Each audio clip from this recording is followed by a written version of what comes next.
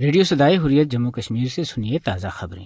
ممتاز بھارتی مصنفہ اروندھتی رائے نے مقبوضہ کشمیر کی ابتر صورتحال پر تشویش کا اظہار کرتے ہوئے دانشور طبقے پر زور دیا ہے کہ وہ کشمیر کے حوالے سے اپنی آواز بلند کریں، کیونکہ کشمیر میں جو کچھ ہو رہا ہے وہ انتہائی شرمناک ہے۔ جرمن چانسلر انجلینا مرکل نے نریندر مودی کے ساتھ اپنی ملاقات میں مقبوضہ کشمیر کی غیر مستحکم صورتحال اور مسلسل محاصرے پر تنقید کی ہے۔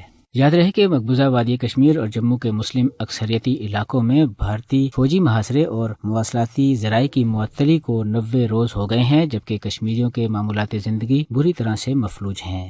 مقبوضہ کشمیر میں بھارتی پولیس نے سری نگر میں صحافیوں کو بھارت مخالف مظاہرے کی کوریج کرنے پر تشدد کا نشانہ بنایا ہے۔ بھارت میں 1984 میں اس وقت کی وزیر اعظم اندرا گاندھی کے قتل کے بعد ملک بھر میں ہندوؤں کے ہاتھوں سکھوں کے وحشیانہ قتل عام کے 35 برس مکمل ہونے پر جنیوا میں ہزاروں سکھوں اور کشمیریوں نے پنجاب اور مقبوضہ کشمیر میں بھارتی فورسز کے مظالم کے خلاف زبردست احتجاجی مارچ کیا۔ شرکاء نے بینرز اور پلے کارڈز اٹھا رکھے تھے جن پر خالصتان کے قیام اور کشمیر کی آزادی کے حق میں نعرے درج تھے۔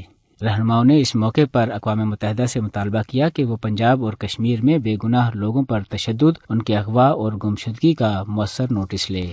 نامعلوم افراد نے کمڈلان شوپیاں میں پیٹرول بم پھینک کر ایک سرکاری اسکول کی عمارت کو آگ لگا دی۔ دریاسنا سوپور میں بھارتی قابض فوج نے ایک نوجوان کو جھوٹے مقدمے کی مد میں گرفتار کر لیا ہے۔ اس کے ساتھ ہی خبریں ختم ہوئیں۔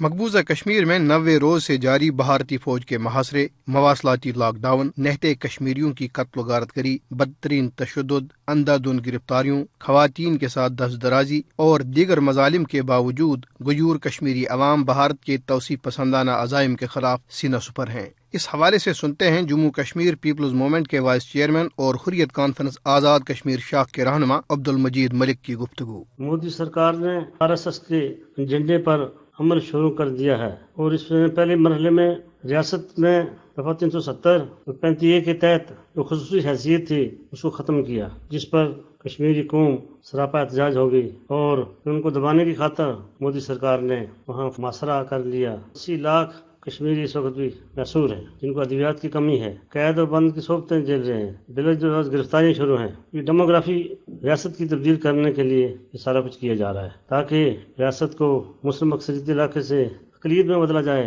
اور وہاں پر پھر رائے شماری کرا کے اپنی مرضی کے نتائج حاصل کیے جائیں۔ لہٰذا میں قوم عالم سے اپیل کروں گا اور جس طرح باقی ہیومن رائٹس کی تنظیمیں ہیں وہ آئیں اور وہاں پر زمینی حقائق کو دیکھیں۔ مقبوضہ کشمیر میں بھارتی فوجی جماؤ کی وجہ سے وقتی طور پر بظاہر خاموشی چھائی ہوئی ہے، لیکن اگر بھارت نے ہوش کے ناخن نہ لیے تو یہ خاموشی کسی بڑے طوفان کا پیش خیمہ ثابت ہوگی جس کے بھیانک نتائج ہوں گے۔